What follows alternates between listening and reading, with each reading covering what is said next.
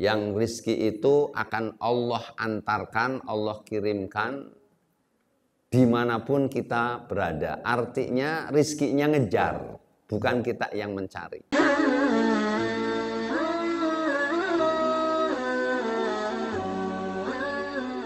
Assalamualaikum warahmatullahi wabarakatuh.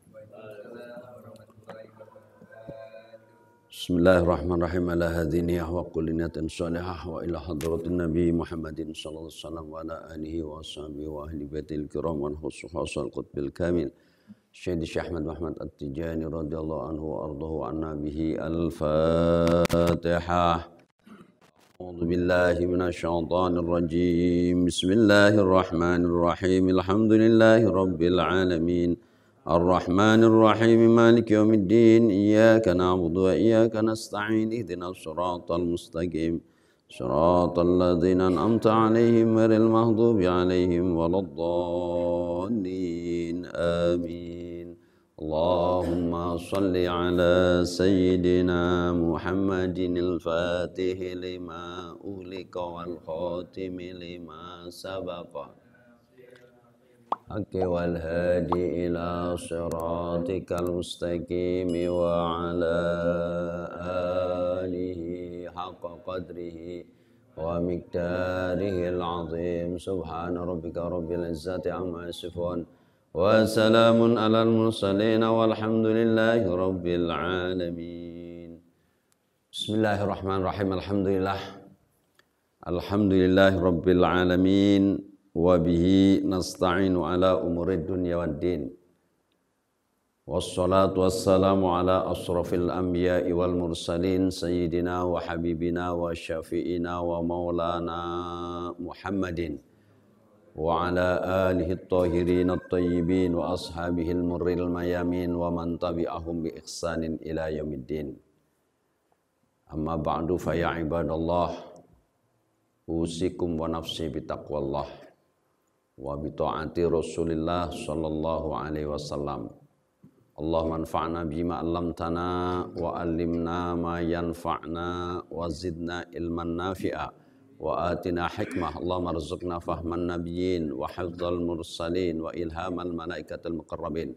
Allahumma barik lana fi maqamina hadza, Allahumma barik lana fi majlisina hadza. Allahumma bika asbahna wa bika amsayna wa bika nahya wa bika namut ilaikan nusur walhamdulillahi rabbil alamin. Taqabbalallahu minna wa minkum taqabbal ya karim. Kepada segenap para asatid, para jamaah, para ikhwan, wabil khusus yang tetap setia mengikuti taklim rutin di Pondok Pesantren Al-Um, baik yang hadir langsung maupun yang mengikuti melalui live streaming. Kita sudah pernah bahas pada pertemuan-pertemuan sebelumnya tentang rizki yang dijamin oleh Allah. Yang rizki itu akan Allah antarkan, Allah kirimkan dimanapun kita berada. Artinya rizkinya ngejar, bukan kita yang mencari. Nah, ini untuk melengkapi, menambah dari keterangan itu dan untuk menguatkan keistiqomahan para jamaah, bapak-bapak, ibu-ibu, saudara-saudara yang hampir setiap hari tidak meninggalkan sholat duha. Saya mengingatkan kembali dengan hadis yang diriwayatkan oleh Imam At-Tabrani.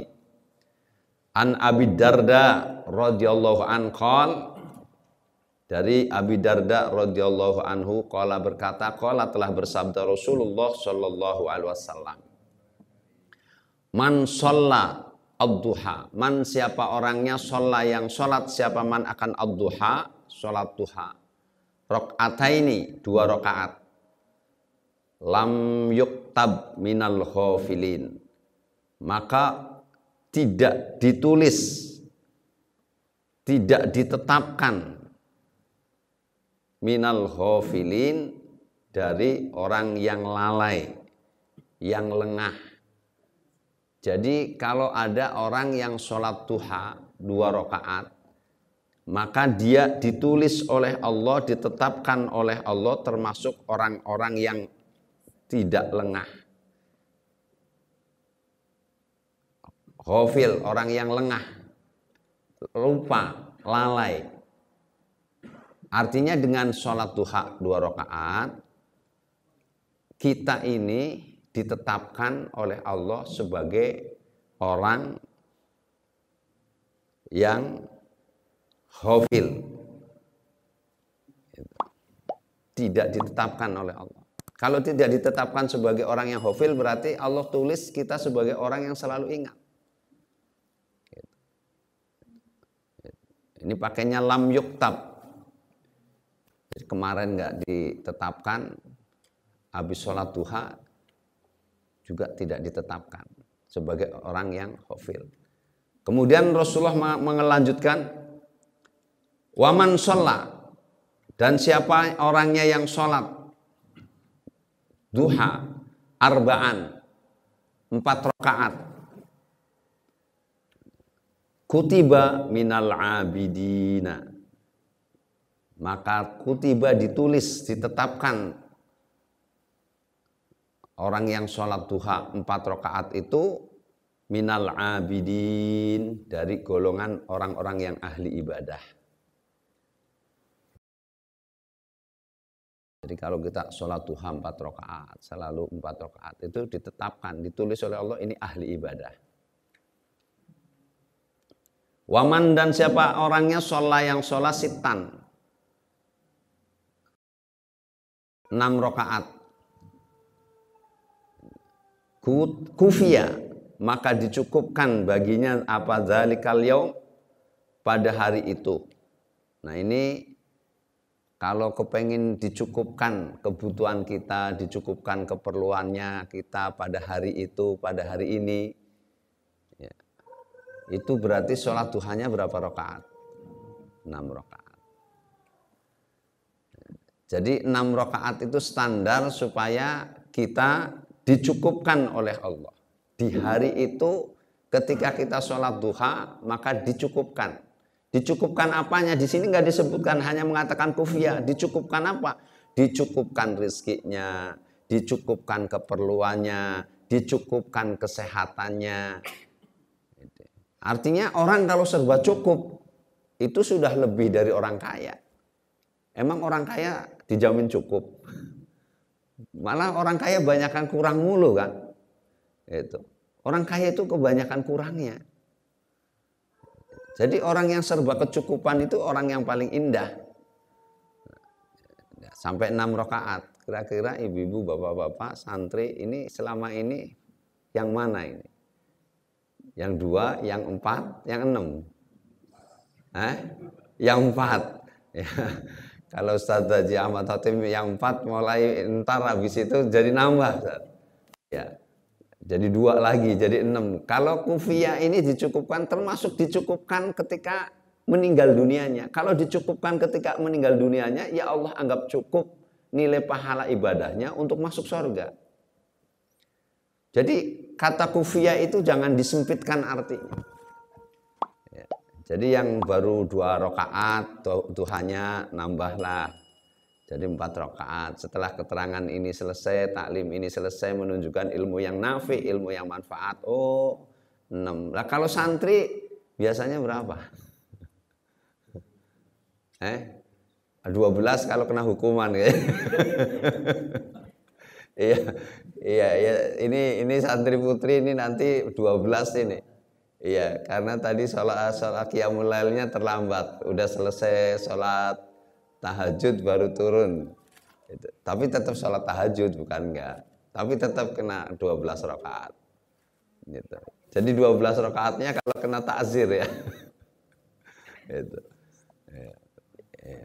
Ya paling enggak kan melakukan yang 12 kan gitu. Jadi yang 6 rakaat ini Allah akan berikan kecukupan. Jadi artinya kenapa yang 6 ini saya tekankan, supaya yang 6 itu coba menjadi standar istiqomah. Karena kalau kata kufiyah ini semuanya sudah beres. Jadi kalau ibu-ibu sholat duhanya 6 rakaat, kufiyah itu artinya suaminya nggak kawin lagi. Iya, karena dicukupkan. Di istrinya dicukupkan suaminya tetap satu gitu.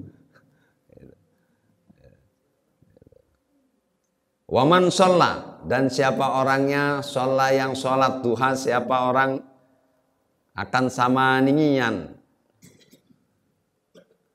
8 rakaat.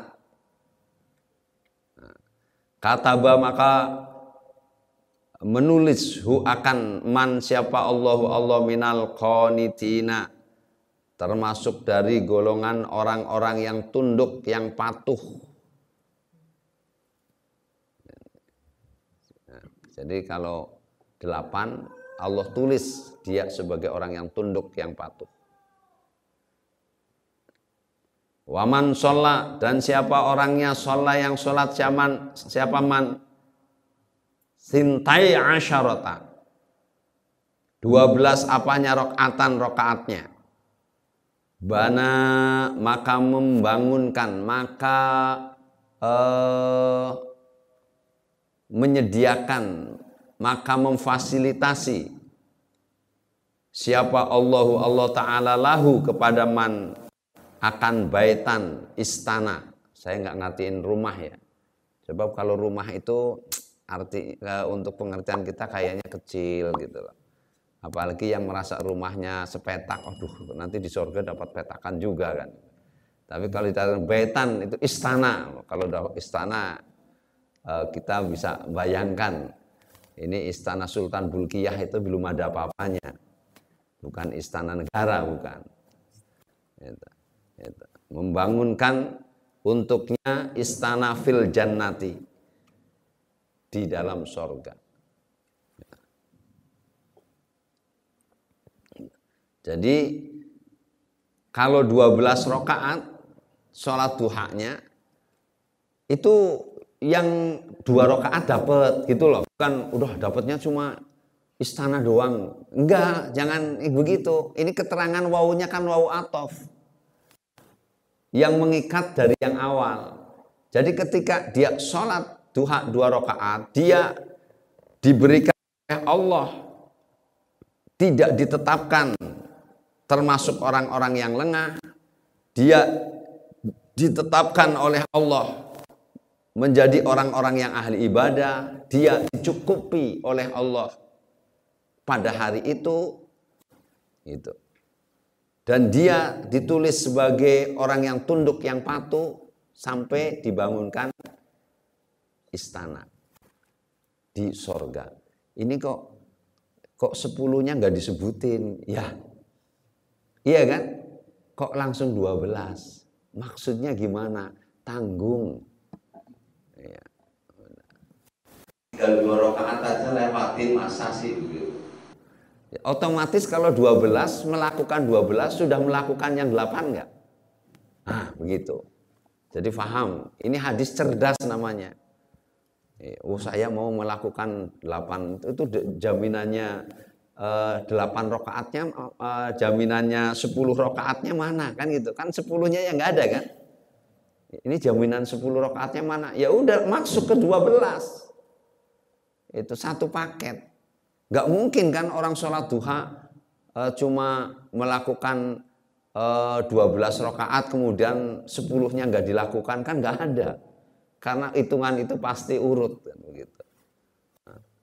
Nah, jadi sisi di dalam kesehatan bahwa sholat duha itu mampu membuat metabolisme tubuh kuat. Kemudian juga memberikan imun terhadap badan. Kemudian juga dia mampu mengaktifkan sel-sel yang agak terhambat. Oleh karenanya di dalam hadis riwayat yang lain, Allah melalui Rasulullah SAW memberitahukan kepada kita bahwa setiap persendian kita itu, anggota tubuh kita itu ada persendiannya. Ini kan ada sendinya. Semuanya ini sendi. Jumlah persendian kita seluruh anggota tubuh itu jumlahnya 360 persendian. Hari dalam setahun 360 hari. Ini hijriah per kalenderan Islam. 360. Sholat tasbih. Tasbihnya berapa? 300 kali. 300. Nah, lalu apa maksudnya? Nah, Rasulullah SAW mengatakan setiap persendian kita itu wajib membayar pajak. Wajib membayar pajak. Maksudnya bersodakoh. Pajak.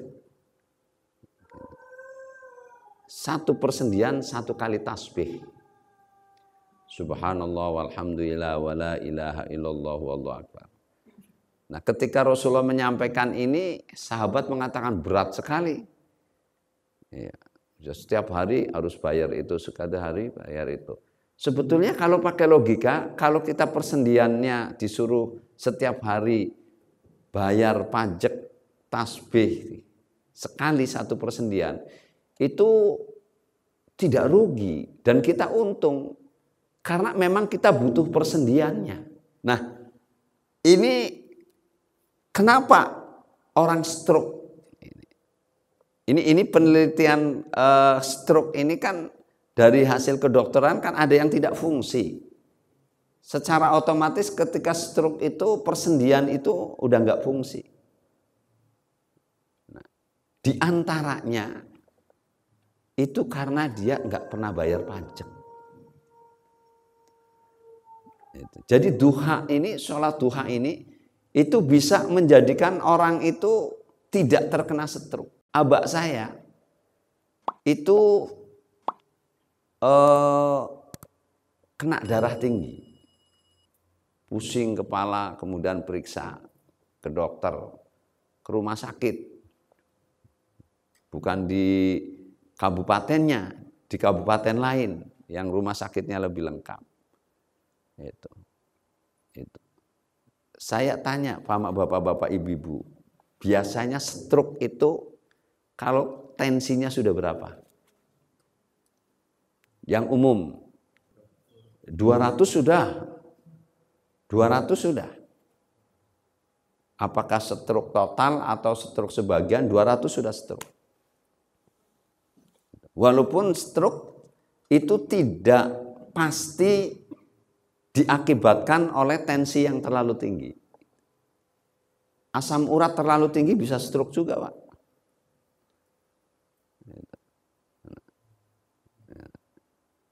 Apalagi kalau sudah 300. Itu bisa pembuluh darah pecah itu. Begitu Aba ana periksa, itu. Udah sering periksa. Oh, Bapak darah tinggi, ini udah 180. Banyak makan yang bisa nurunkan, biasa diantaranya yang bisa nurunkan tensi darah tinggi ini ketimun. Ya. Itu saya dulu ingatnya masih Abah Ana seneng makan ketimun, tapi ketimunnya direbus enggak terlalu matang, utuh gitu. Katanya untuk menurunkan tensi. Itu ini anak cerita Abah Ana. Jadi Abah Ana enggak pernah pakai seledri masalah. Itu pakainya itu. Tapi Abah Ana normal aja. Maksudnya normal, pusing ini dan jangan ngeluh. Hampir nggak pernah dengar Abah Ana ngeluh. Nah, suatu hari periksa lagi untuk yang kesekian kali ke dokter yang sama. Itu kaget itu, sudah 200 lebih. Itu. Ditanya. Itu. Kata dokternya, "Bapak kesini pakai apa?" "Pakai motor." "Hah? Sama siapa?" "Sendirian." "Jangan. Ini bahaya. Ini harus sudah istirahat." "Pusing kan?" "Pusing. Tapi biasa aja." "Ini mestinya udah stroke." Nah, dokternya bilang. Ini mestinya udah stroke. Karena dokter ini nanganin nggak sekali 2 kali, akhirnya nanya. Saya bingung, mestinya sudah stroke dari kemarin-kemarin. Kok ini pusing doang ini? Saya nanya, resepnya apa Pak? Gitu. Dokternya yang nanya. Ana jawab, itu. Saya nggak pernah meninggalkan sholat duha dari sejak muda. Maksudnya sejak muda itu sejak dia dari pesantren sampai sekarang. Oh, kemudian dokternya, oh pantes. Rupanya dokternya juga muslim, paham. Iya Pak, kalau yang begitu saya percaya. Si dokter bilang karena sholat duha itu mampu dengan kuasaan Allah itu netralisir aliran darah, tensi, walaupun tinggi tapi nggak sampai stroke. Udah. Dokternya pesen, jangan makan sate kambing ya Pak, terutama itu. Abah saya pulang dari rumah sakit, mampir ke rumah makan sate kambing muda, itu. Di situ makan 5 tusuk, sisanya dibawa ke rumah. Abah Ana itu nggak mau makan enak sendirian. Nah di rumah makan lagi bareng sama ibu. Nah, terus sambil makan ibu nanya, kenapa pusing Pak? Tensinya tinggi. Kata dokter mestinya udah stroke. Kata dokter mestinya dokter kali. Tapi dokternya juga melarang supaya jangan makan sate kambing. Loh kok makan sate kambing? Saya kepengin. Kata Rasulullah kalau kepengin kan jadi obat Mak. Kembali lagi ke Rasulullah. Kalau kepengin kan jadi obat. Jadi kalau orang sakit apa saja Haji Mul, itu yang pantangan-pantangan begitu. Kemudian ketika suatu saat kepengin makan. Nah, ketika pantangan itu ada keinginan untuk makan itu sebagai obat kata Rasulullah. Tapi ya makan sekedar menghilangkan kepenginnya. Bukan kepengin makan enak sepiring habis. Ya enggak, kalau itu mah itu bukan jadi obat namanya. Gitu. Jadi artinya ada standar gitu. Nah, ini sholat duha. Makanya Abah Ana sampai meninggal dunia, alhamdulillah ala kulli hal, karena meninggal dunianya habis sholat jamaah asar. Keluar dari masjid, dari musola, itu turun keluar dari situ terus jatuh. Gitu. Jadi artinya meninggalnya habis sholat asar berjamaah. Gitu. Jadi tapi tidak mengalami stroke dalam arti seperti orang-orang. Jadi pada tensi yang secara perhitungan medis sudah stroke, bahkan dokter mengatakan mestinya secara medis itu stroke total. Jadi artinya ada kekuatan lain di luar medis yang medis tidak akan bisa menjawab, karena ini adalah pemberian langsung dari Allah Subhanahu wa taala. Nah, itu kembali itu juga hikmah, fadilah, asrar dari istiqomah. Jadi istiqomah mampu memberikan keajaiban-keajaiban yang tidak terduga. Makanya kalau sudah istiqomah munculnya kan karomah. Kalau karomah kan bukan akal yang bicara. Kalau udah karomah bukan akal, tapi pemberian Allah. Makanya jaga istiqomah.